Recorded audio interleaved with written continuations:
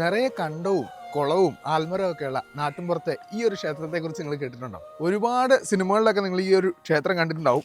നല്ലൊരു ആംബിയൻസും കാര്യങ്ങളൊക്കെ ഉണ്ട്.